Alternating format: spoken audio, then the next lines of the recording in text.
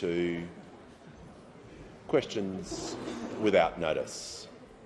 I give the call to the honourable member for Wannon. Thanks, Speaker. My question is to the Prime Minister. The Daily Telegraph has this morning reported the Albanese government granted a visa to Fayez al-Hassani, an individual proudly and openly linked to Hamas and Palestinian Islamic Jihad, both listed terrorist organisations in this country, and that al-Hassani is now living in Australia. Prime Minister, has the visa for this individual been cancelled? Call to the Leader of the House. Mr Speaker, the process for all of these visas for people who've come from Palestine has been exactly the same for every one of them, and the engagement, they all come into the same process, and the engagement with the security agencies has been the same the whole way through. And I have to say, if it's a choice between who I'll take advice from, between the Shadow Minister who asked the question or the Director-General of ASIO, I'm sorry, but I'm going to listen to the Director-General of ASIO. Order. Order. The Leader will pause. Members on my right are going to cease interjecting. The member for Spence is now warned. So I can hear from the point of order on the member for Wannon. Its relevance, Speaker. The question was a very direct one. Has the visa of this individual been cancelled? Order. I can appreciate the member would like. Order. The member for Wannon will not interject. The member for Gippsland is not helping things. The minister was asked a question. He needs to remain directly relevant. He has been talking about ASIO. I'm going to listen carefully to make sure he is being directly relevant. So the process that goes through is this. Every single applicant is first of all checked against the movement alert list. The movement alert list is updated every 24 hours involving ASIO's information. Then, if additional flags are raised at any point, separate referrals happen to ASIO. Then, for people who were getting out of that part of the world, they had to go through a border that was controlled by both Egypt and Israel, with the relevant checks that would happen at that point as well. In addition to that, it is now public that there was a further check that was made in March of every single visa holder within this caseload, either onshore or offshore. All of those checks have been made. If at any point our security agencies gave advice to the government that a visa should be cancelled, then the government, of course, would take seriously that advice. But the concept that we should abandon our security agencies and defer instead to Google searches from the opposition is not something this government will do. Order. The Deputy Leader of the Opposition will cease interjecting, because I'd like to hear from the member for Chisholm. Thank you so much, Speaker. My question is to the Minister for Communications. How will keeping the national broadband network in public ownership deliver productivity, connectivity and cost of living benefits for Australians? And what are alternative positions on NBN ownership? Give the call to the Minister for Communications. Thank you, Mr Speaker, and I thank the member for her question. Mr Speaker, Labor founded the National Broadband Network to provide fast, reliable and affordable broadband to all Australians. And we are delivering on that vision for a world-class fibre network. And only by keeping the NBN in public ownership can that vision continue to be delivered. Mr Speaker, the NBN is critical infrastructure that reaches over 12.4 million premises across Australia. Currently, more than 8.6 million homes and businesses are connected to the NBN. Ongoing government ownership of the NBN will help keep wholesale broadband prices more affordable for consumers than if the company was in private ownership. Now, the Albanese government is investing $2.4 billion over 4 years to give more households and businesses full fibre access.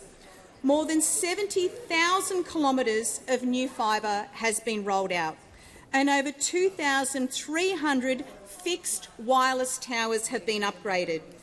Mr Speaker, for the first time, this work is progressing on time and on budget.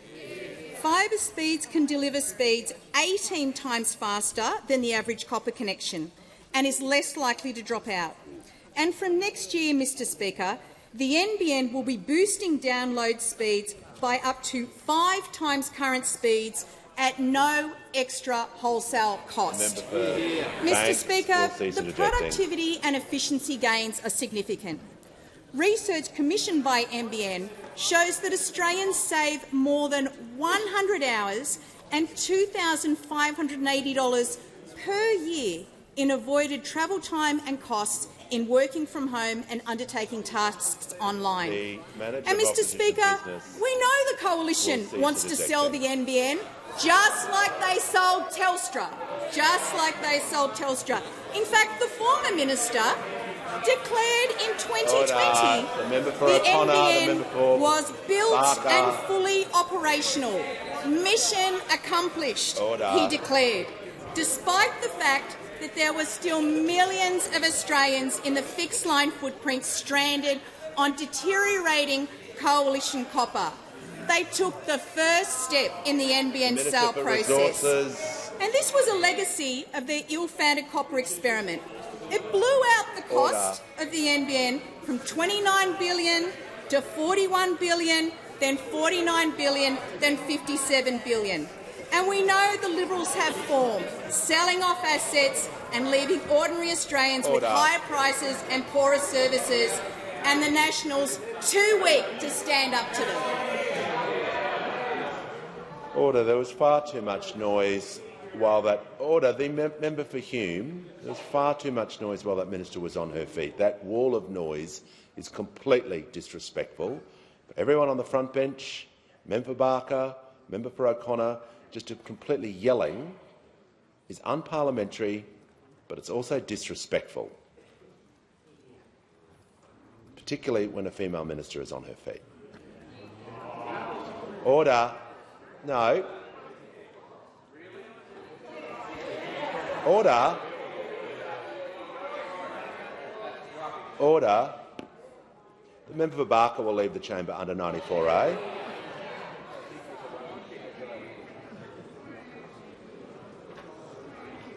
I mean it. The member for Barker will come back and apologise to the House.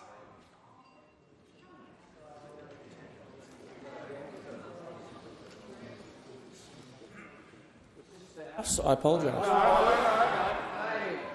I apologise.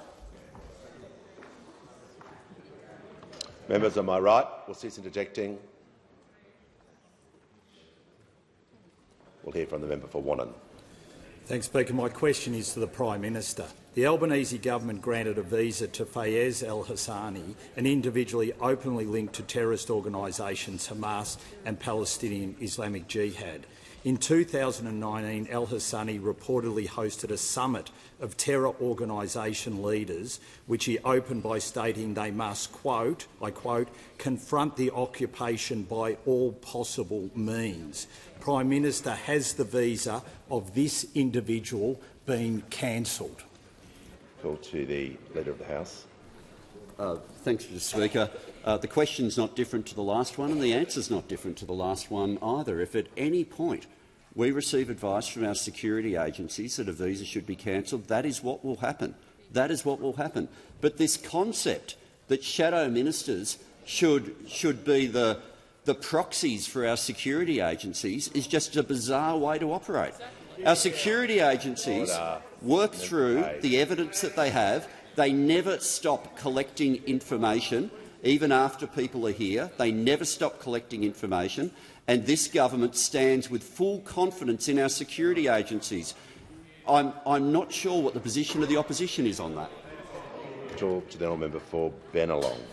My question is to the Prime Minister. How is the Albanese Labor government ensuring Australians have access to affordable broadband now and into the future? Are there any threats to a publicly owned and affordable NBN? Talk to the Prime Minister. I thank the member for Bennelong for his question, and indeed The NBN was built by Australians for Australians, and it belongs to Australians. And it belongs in public hands, Mr Speaker, because it should be affordable and accessible to all Australians. Now, we've introduced legislation into the House today that safeguards the future of the NBN, making sure it can't be privatised, sold off or hollowed out, because there's never been a public service or asset that the Liberal Party didn't want to carve up and sell off. That is what they do. And they had this to say when they vehemently opposed the creation of the NBN. Of course, Malcolm Turnbull was then the shadow minister for broadband. I used to say the shadow minister for broadband and the copper economy, as I called him at the time.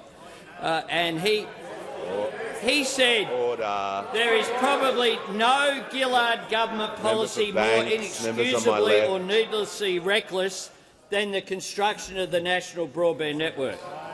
And we know as well, that Tony Abbott, the former Prime Minister, is one of the key advisers of the current Leader of the Opposition. He had this to say: "It's pretty obvious that the main usage for the NBN is going to be internet-based television, video entertainment and gaming. Do we really want to invest $50 billion worth of hard-earned taxpayers' money in what is essentially a video entertainment system?" They didn't get it. They didn't get the role that the NBN plays in education services delivery for every child and every student, the role that it plays in the delivery of health services, the role that it plays in agriculture, the critical role that it plays in our national security system as well. They spent a decade trying to destroy the NBN.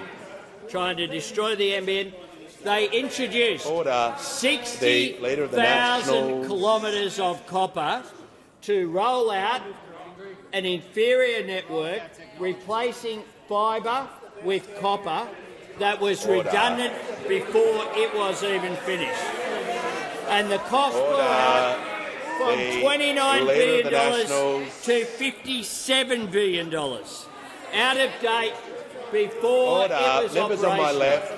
And, Mr Speaker, they show their opposition to this through their reaction.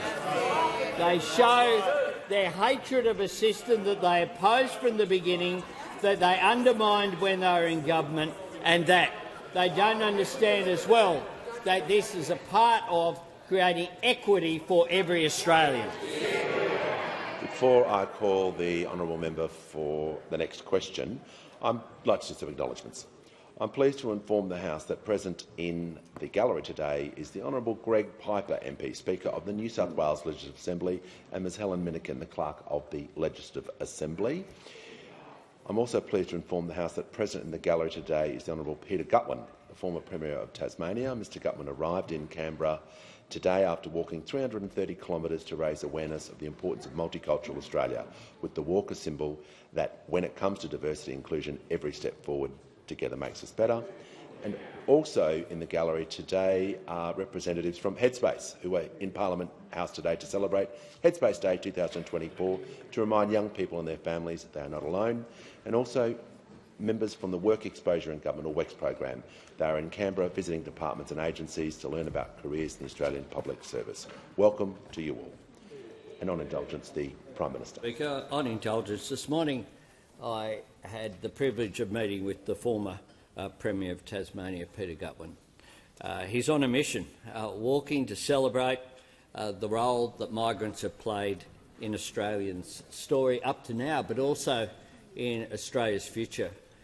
And Mr Gutwein has, through his experience and concern that he had in Tasmania, wanted to reaffirm the important role of multiculturalism in this country, in who we are in 2024.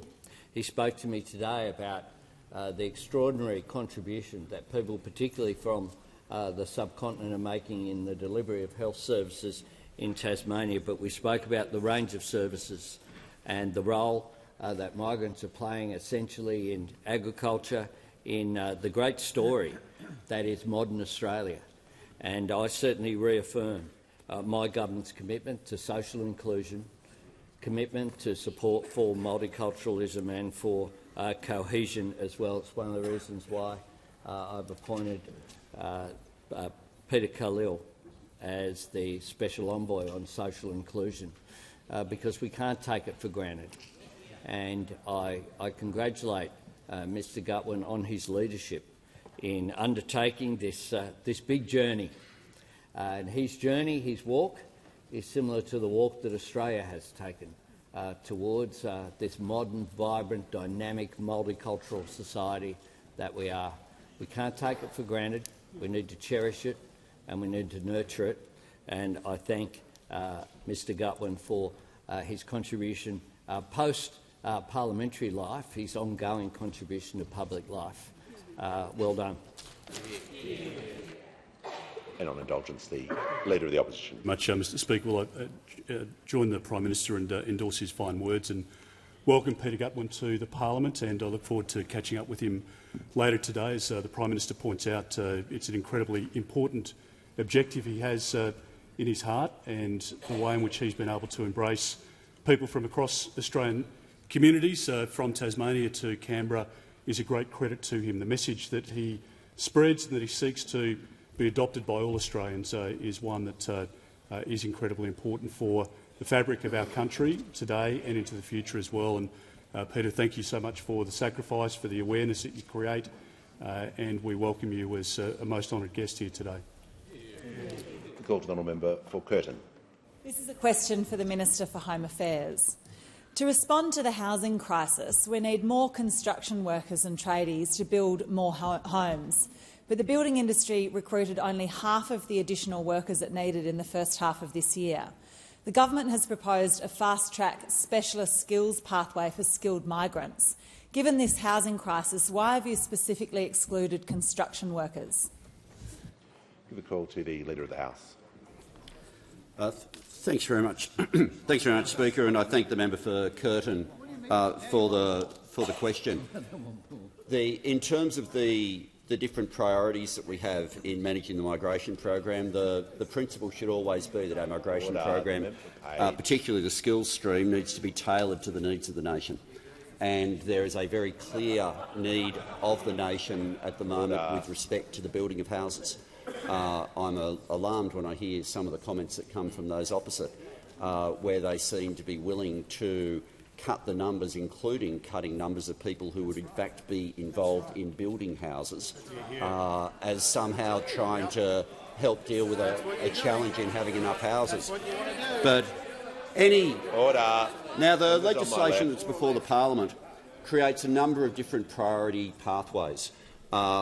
There is one that will largely be used in particular by IT workers, where there's a threshold of over 135,000, the specialist skills pathway, that trades are not part of, and that's the one that the member for Curtin refers to.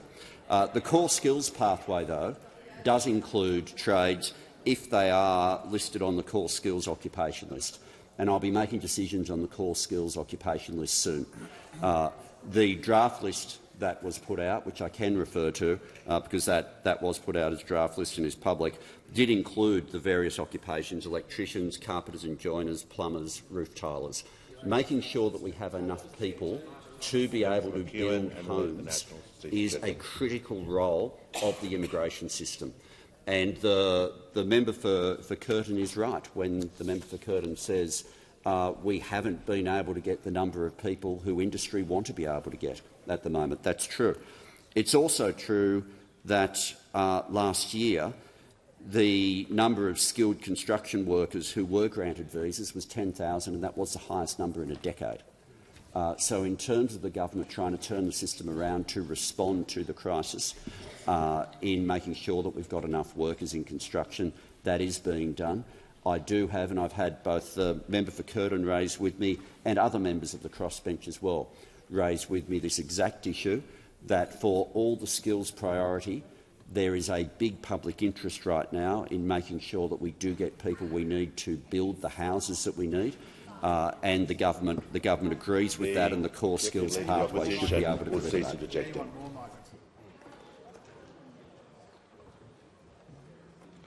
Hear from the member for Swan. Thank you, Mr Speaker. My question is to the Treasurer. How is the Albanese Labor government securing the future of the national broadband network as a driver of a stronger economy? How does this compare to other approaches? Order. Members on my left. The question was heard in silence. I'd like the same respect shown to the Treasurer. The Treasurer has the call. Thanks, Mr Speaker. The member for Swan is an engineer from WA. She knows her stuff and she's a terrific local member, and I appreciate her question. Because the national broadband network is a key piece of economic infrastructure. It drives opportunity for Australians and prosperity for businesses and local communities. And that's why it needs to be publicly owned so it's affordable for all.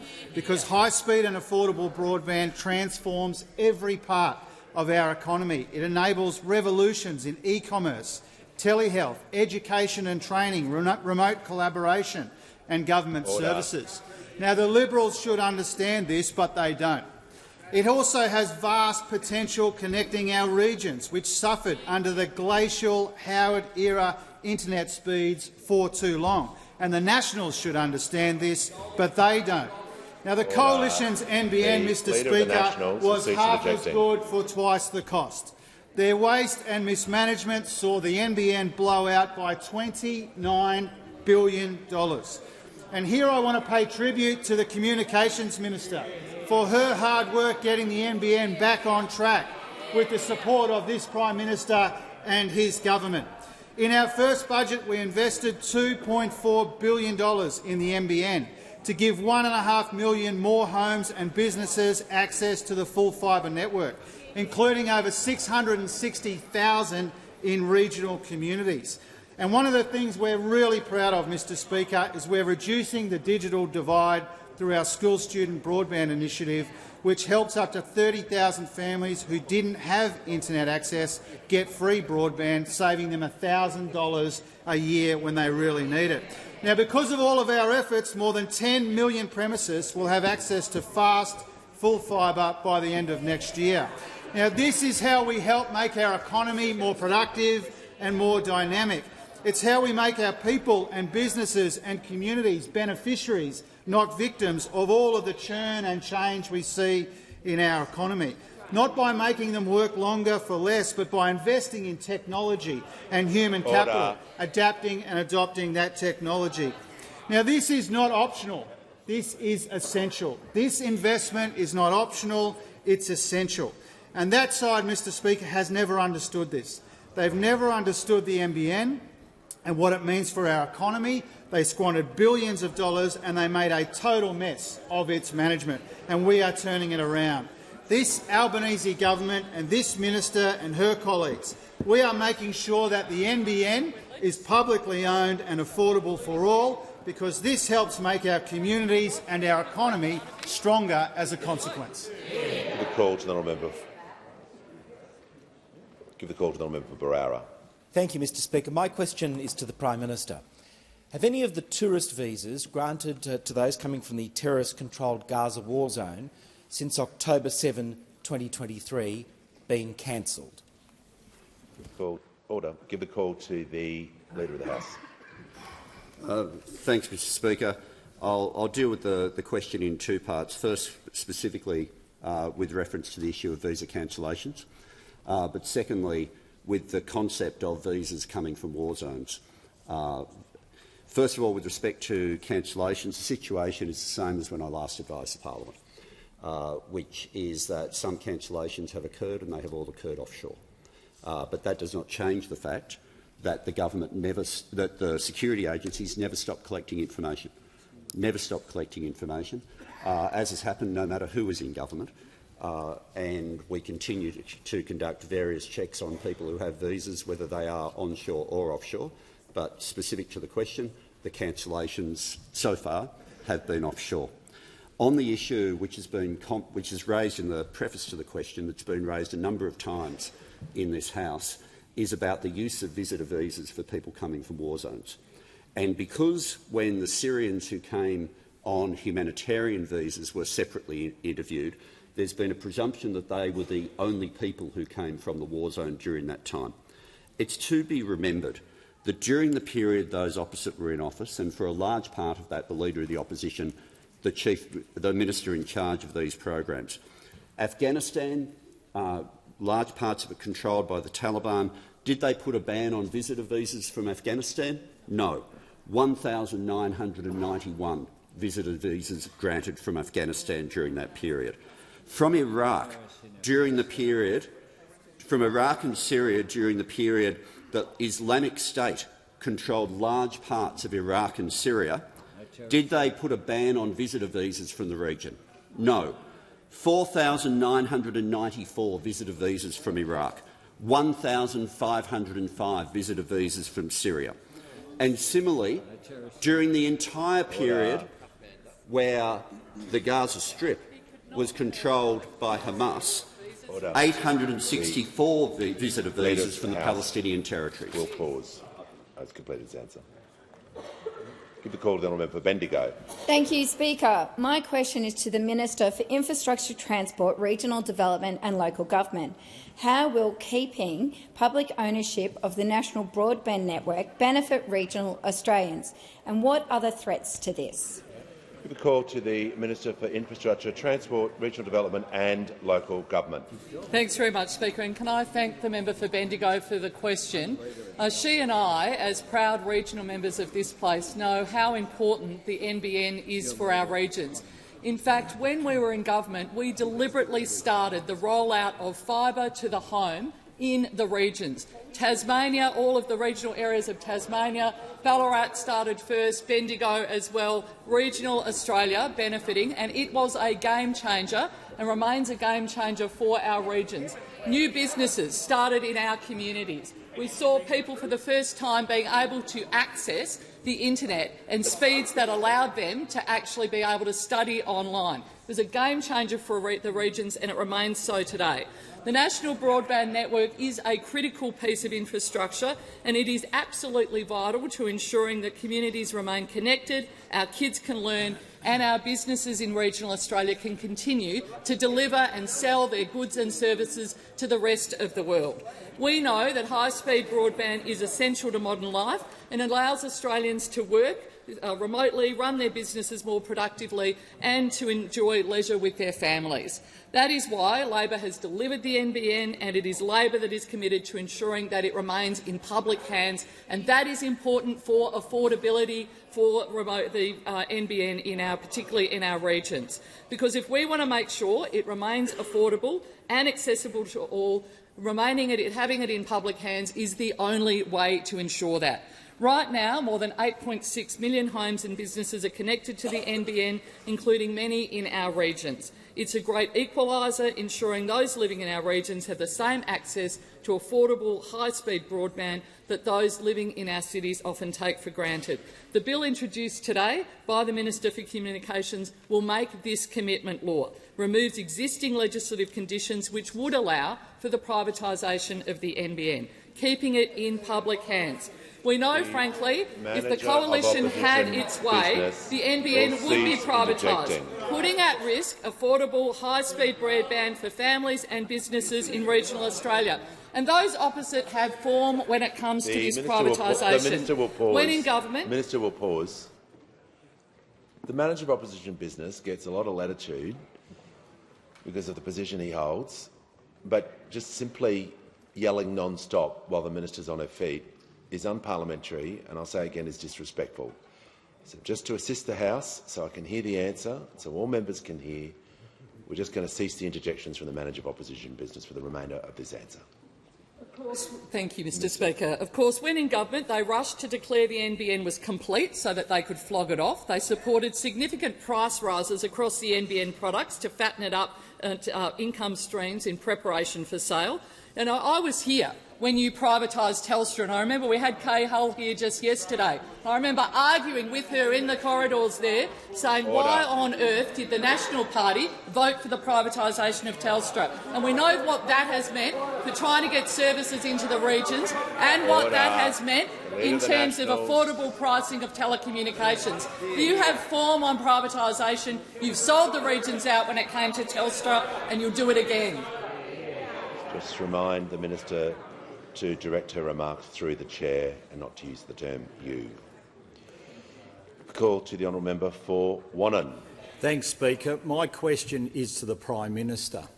Prime Minister, does supporting Hamas pass the character test for an Australian visa? Call to the Leader of the House. The questions with respect to character and the different flags that are put forward by ASIO have been answered by Mike Burgess. They've been answered clearly. I'm not going to change a word of what has been said with respect to that. Member for Latrobe. The member for Latrobe and the Minister for Infrastructure will cease interjecting. So you can hear from the member for Paterson. Thanks, Speaker. My question is to the Minister for Regional Development, Local Government and Territories. Why is ongoing public ownership of the NBN important for our regions, and what other approaches are there, Minister? Give a call to the Minister for Regional Development, Local Government and Territories.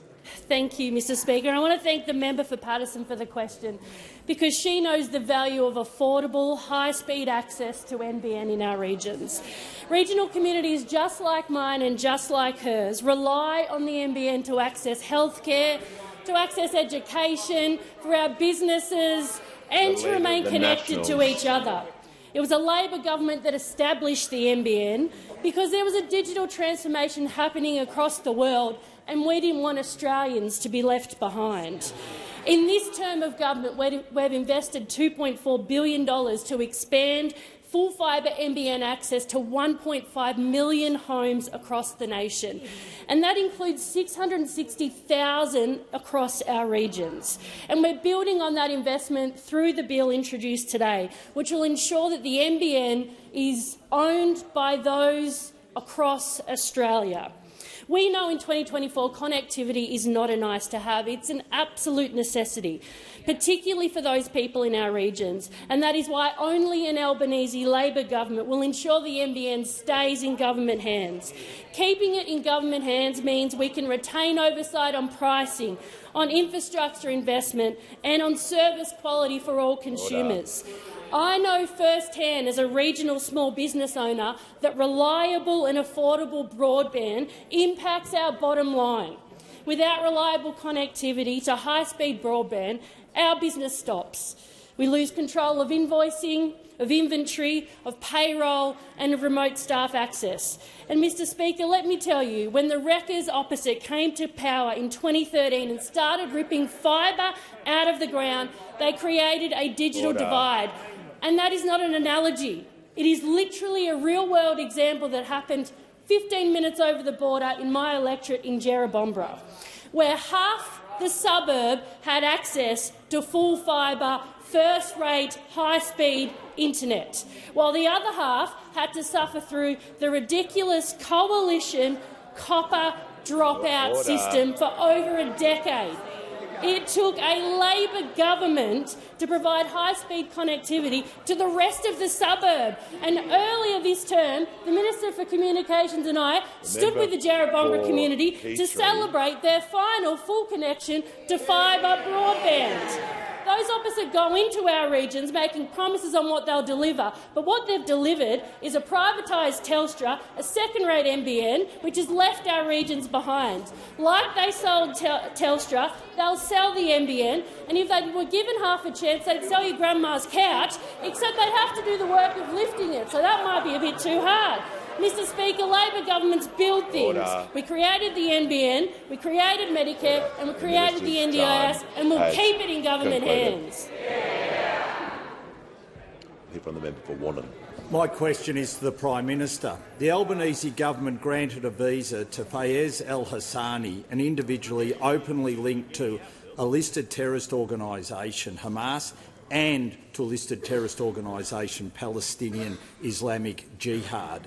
Can the Prime Minister guarantee his government has not granted visas to any other individuals from the terrorist-controlled Gaza war zone who have links to listed terrorist organisations? Call to the Leader of the House. Thanks, Mr Speaker. There are 7 or 8 different ways of asking the same question, and so I guess we get the same answer again, which is to say that our security agencies never stop collecting information. Never stop collecting information. That's exactly as it should be. And when people first apply for a visa, the movement alert list represents the information that we already have. The different alerts that then can result in an ASIO referral.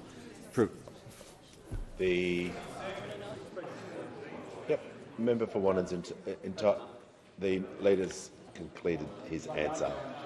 Order. Order.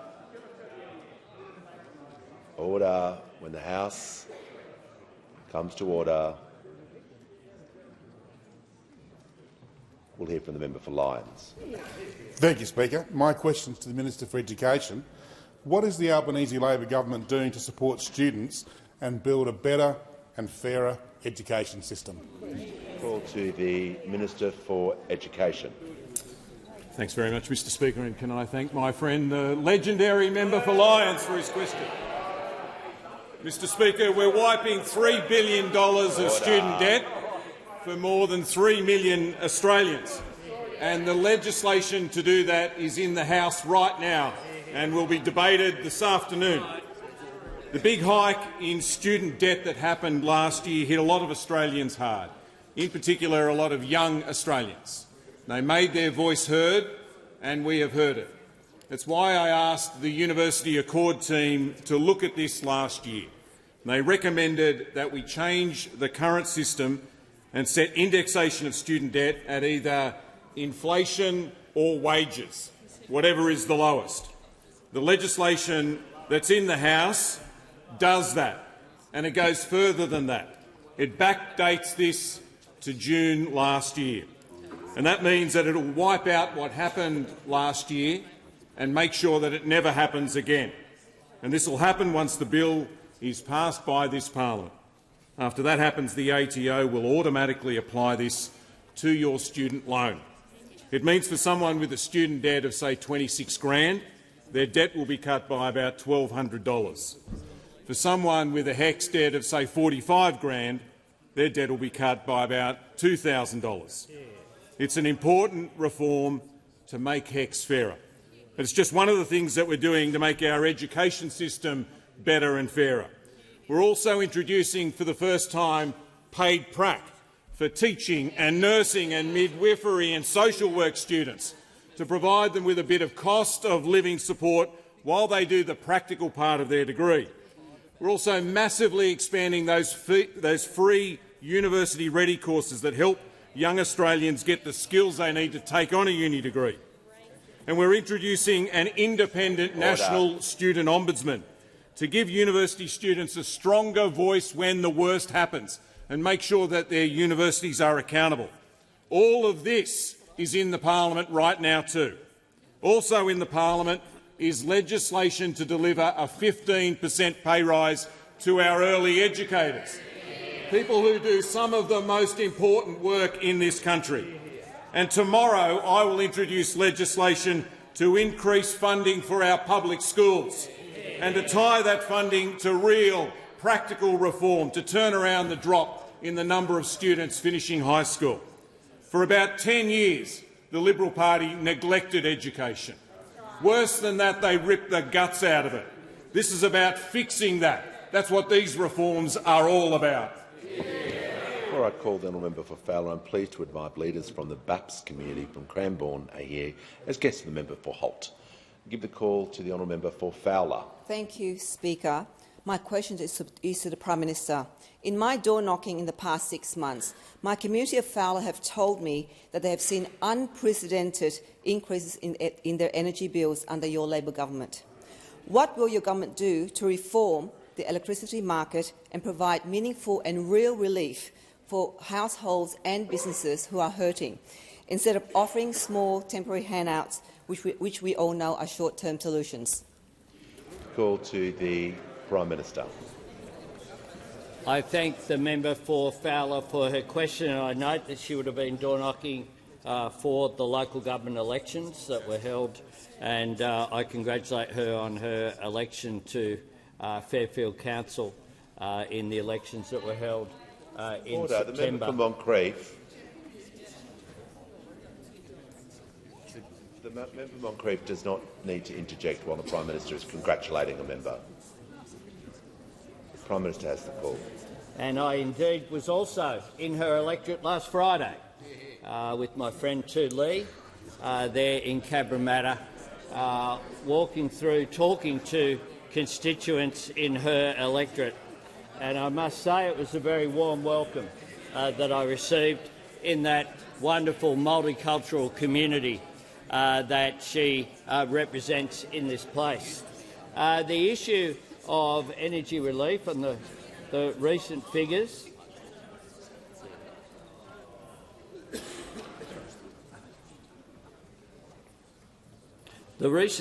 of course, show a decrease, a drop that has occurred, and also, of course, the member, I think from memory, voted for energy bill relief that we introduced into this chamber, $300.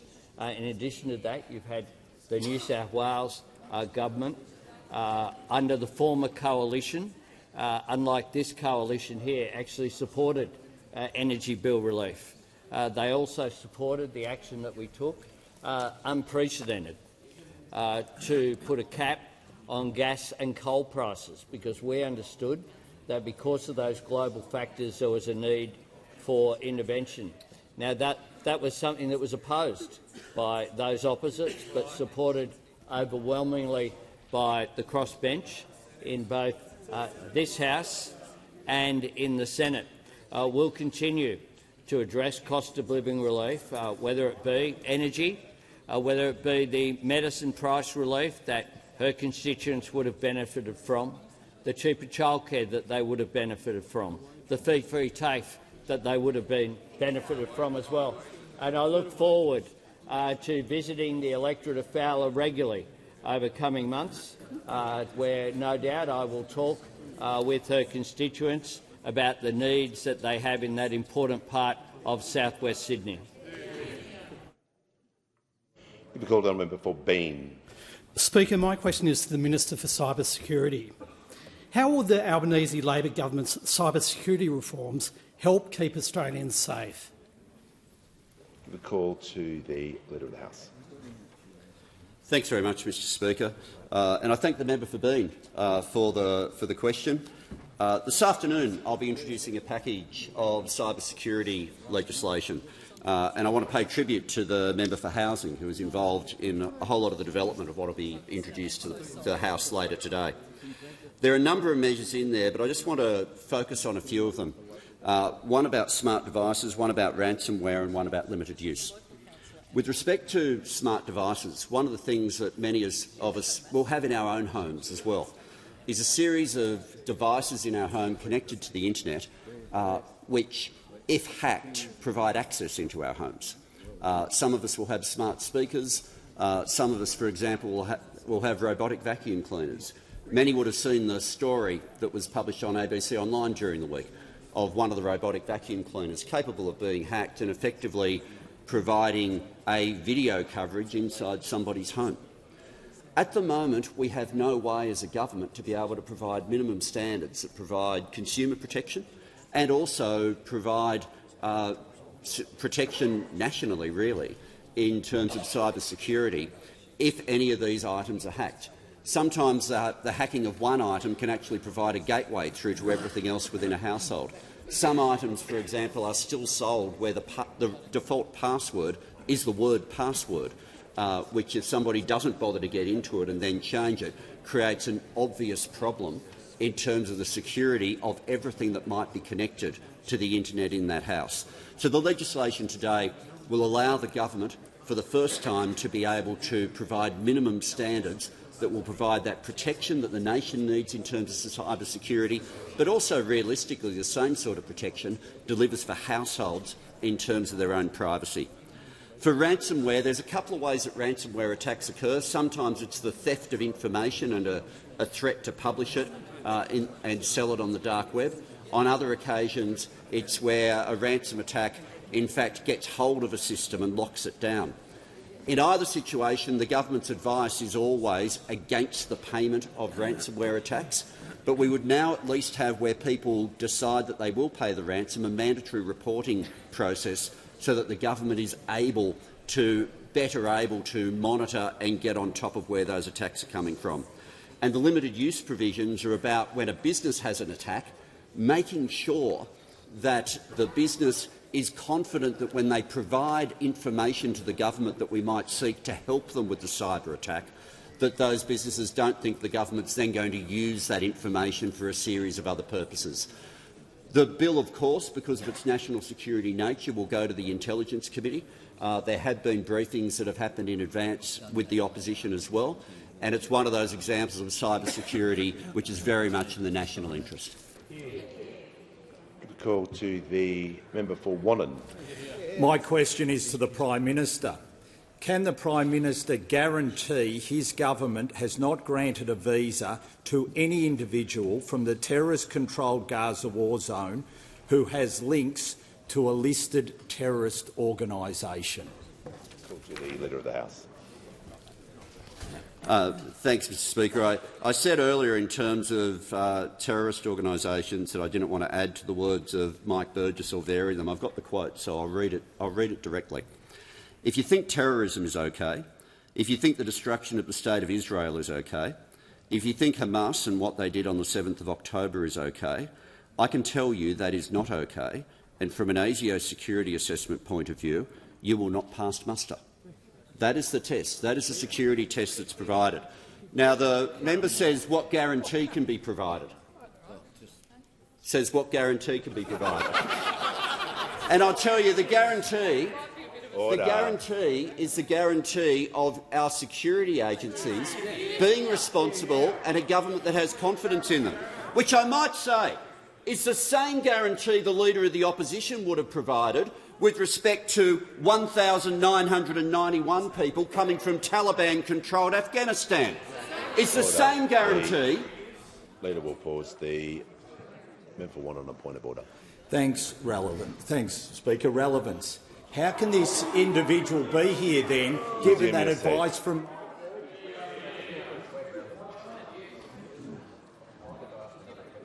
It's a point of relevance, mate. It's not an opportunity to ask an additional question or a reframe of the question. The Leader of the House and continue. Speaker. So the guarantee that this government gives and the guarantee of confidence in our security agencies is the same guarantee the Leader of the Opposition would have given when he let in, on visitor visas, 4,994 people from Iraq controlled by Islamic State, described by the people who then stood here as a death cult. It is the same guarantee that the Leader of the Opposition would have given when he held my job about people, 1,505 people he let in from Syria on visitor visas. The same guarantee the Leader of the Opposition would have given with respect to 864 people who came here from the Palestinian territories. If you want to be on this side of the chamber and you don't have confidence in our security agencies, say so. Say so. Because this government has confidence in our security agencies, and those opposite are now wanting to demand a whole lot of examples which, tested against their record, they would fail dismally every single time. Call to the honourable member for Boothby. Thank you, Mr Speaker. My question is for the Treasurer. How is the Albanese Labor government's responsible economic management repairing the budget and making room for cost of living relief? What are the alternatives? Call to the Treasurer. Thank you, Mr Speaker, and thank you to the member for Boothby for her really important question and for all of her work. And once again, Mr Speaker, we're getting questions on budget repair and cost of living from this side of the House, but not from that side of the House. And that's because we're focused on the economy and they're not. And it's because since the last time the Parliament met, we've released the final budget outcome for the year just finished, Mr Speaker, and that showed the first back-to-back surpluses in almost 2 decades. And this is a very important demonstration of our responsible economic management, and responsible economic management is a defining feature of the Albanese Labor government. We've been here for 2 years and we've delivered 2 surpluses. In the first year, a $22 billion surplus, which was a $100 billion turnaround from what we inherited from those opposite. In our second year, a $15.8 billion surplus, which was a $72 billion turnaround from what we inherited from those opposite. Now, that $172 billion turnaround in just 2 years is the biggest ever nominal improvement in a parliamentary term, Mr Speaker. And the second surplus is bigger than anticipated at budget time because spending is lower, not because revenue was higher than expected. Now, Mr Speaker, it's important to say that we do not see a surplus as an end in itself. We see the surplus as a way to fight inflation, to make room for our cost of living help, to buffer this country against global economic uncertainty and to pay down Liberal debt so that we pay less interest on that debt. And by paying down $150 billion of their debt, we're saving around $80 billion in interest over the next decade. Now, those opposite promised a surplus in their first year and every year thereafter, and they delivered exactly none, Mr Speaker. They printed the mugs, but they never printed a surplus, Mr Speaker. And we've gone back in black back-to-back, Mr Speaker. We've gone back in black back-to-back by deliberately banking revenue and methodically finding the savings. We've turned their 2 huge Liberal deficits into 2 substantial Labor surpluses. We've done this while providing cost of living relief, not instead of providing cost of living relief to people who need it, because we know people are doing it tough. Mr Speaker, that's what responsible economic management looks like. It would be unrecognisable to those opposite, and that's why they don't ask me any questions about it. Call to the honourable member for Ryan. Thank you, Speaker. My question is to the Environment Minister. Emissions are higher under your government than the previous Morrison government. Yesterday, you told the Global Nature Positive Summit— No, the member for Ryan will begin her question again. Everyone knows my position during question time. It's about the individual being respected and heard with their question. So no interjections while the member for Ryan begins her question again. Thank you, Speaker. It's to the Environment Minister. Emissions are higher under your government than the previous Morrison government. Yesterday, you told the Global Nature Positive Summit that you want to protect nature and the climate. Why then do you keep approving new coal and gas projects, including one that will operate until 2080? Thank you. Call to the Minister for the Environment and the Minister for Water. Thank you very much, Mr Speaker. And I might leave a little bit of time for the Climate and Energy Minister to add to my answer. But as I would say to the Greens political party, that the projects that she's referring to, the 3 extensions that she's referring to, every one of them is measured against our safeguard mechanism. That's a mechanism that you helped design, that you voted for, that will get Australia to net zero by 2050. You agreed to those laws because you said these will get carbon pollution down.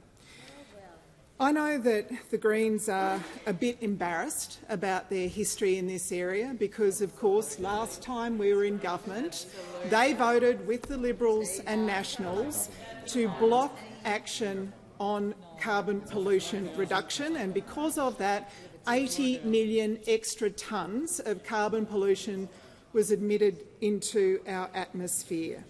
Under Labor, by contrast, we've now got renewable energy proceeding apace. I have already approved I've approved 63 renewable energy projects, enough to power 7 million Australian homes. We've got renewable energy in our grid up to 42%, and on a very happy half hour last week it was at 72% renewable energy in our grid. What is the biggest risk to this transition to renewable energy? Well, the biggest risk is those opposite and their fanciful approach to suggest that nuclear power, the most expensive form of electricity generation, might help out in 20 years' time. And what absolutely blows me away is I never hear anything from the Greens political party actually pointing out that nuclear power is the biggest risk to the transition to renewable energy in this country. I'd remind the chamber that I'm the first minister in Australian history ever to actually block a coal mine, but I did that because of its impact on water and the Great Barrier Reef. Coal projects aren't assessed for their emissions under environment laws. They're assessed under the safeguard mechanism which you helped design and deliver and voted for. Do you want to add anything? The Minister for Climate Change. Emissions. Mr Speaker, I'm pleased to report to the House in support of the Minister for the Environment that emissions are down in the year to March 2024 by 2.7 million tonnes, Mr Speaker. That's what real policy achieves, not rowing around Newcastle Harbour. That doesn't bring emissions down. Real policies bring emissions down. Call order. Give the call to the member for Macquarie. Thank you, Speaker. My question is to the Minister for Health. How is the Albanese government's actions to strengthen Medicare making it easier for Australians to see a bulk billing doctor after a decade of cuts and neglect? Great question. Call to the Minister for Health and Aged Care. Thank you, Mr Speaker, and I thank the member for her question and for joining us this morning at the terrific Mental Health Expo in Mural Hall that Mental Health Australia convened, along with the member for North Sydney, a number of members across the chamber. When we came to government, Mr Speaker, bulk billing was in freefall, as the member said, after a decade of cuts and neglect to Medicare, and the member promised that a Labor government would turn that around. And we're delivering on that promise, Mr Speaker. The Treasurer just talked about the two surpluses he delivered.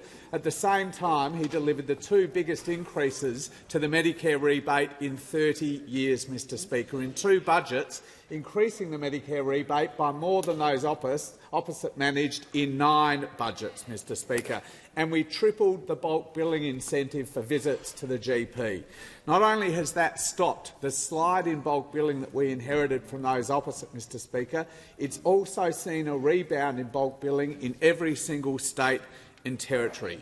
In less than 12 months, we've seen almost 5 million additional free visits to the GP, Mr Speaker. Yesterday's Health of the Nation report, delivered by the College of GPs, found that 1 in 4 GPs are bulk billing now more than they were last year, Mr Speaker. And the chair of the college's rural faculty, Dr Michael Clement, said the bulk billing changes did shift the dial from one of despair to one of hope, Mr Speaker. And I know, as the member for Macquarie knows, that these measures are making a real difference. They're making a real difference. But we also know that it's still tough to access doctors when people need it, and we need to do more to keep strengthening Medicare, and we will do more, Mr Speaker.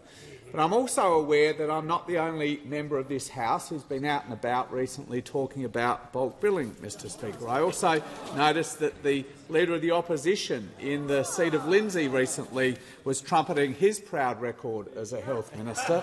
He said, "When I was health minister, we put a record amount of money into health. When I was health minister, the bulk billing rate was much higher than what it is today," he said, Mr Speaker. Well, let's remember, Mr Speaker, this is the same health minister who said, and I quote, there were too many free Medicare services, who then tried to abolish bulk billing altogether, and when he couldn't do that, imposed a 6-year freeze to the Medicare rebate that started the slide in bulk billing that we inherited, Mr Speaker. And as for more money, As for more money, this is also the health minister who tried to cut $50 billion from our hard-working public hospitals, who tried to jack up the price of scripts by up to $5 a script, and who tried to make parents pay to get their child vaccinated, Mr Speaker. No wonder the Australian doctors voted this man the worst health minister in the history of Medicare. Call to the Prime Minister. Thanks, Mr Speaker. I ask for the question to be placed on the notice paper.